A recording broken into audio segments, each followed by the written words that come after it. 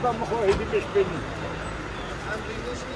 Bir dakika kamerayı tak kamerayı. Canım sosyal mesafeye dikkat edelim mi? Biraz gidelim. Ha.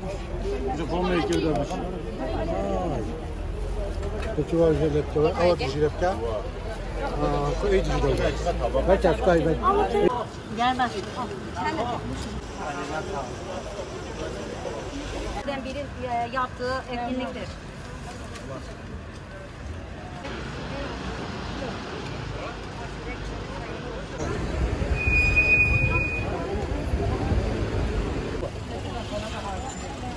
Bir de mi diyor? İslam alemi için önemli bir güne sahip olan Aşure Günü münasebetiyle Silopi Kaymakamlığı destekleriyle Sanat Sokağı'nda 800 kişilik aşure ikramında bulunduk. Ayrıca emniyet ve jandarma mensuplarımızı da aşure ikram ettik. Duaların kabul olduğu ve oruç tutulan mübarek günün ülkemizdeki orman yangınlarının ve sel felaketlerinin son bulmasını, vesile olmasını diliyorum. Ayrıca terörle mücadelede şehit olan ülkemizin aziz evlatlarını, ruhlarını adıyoruz.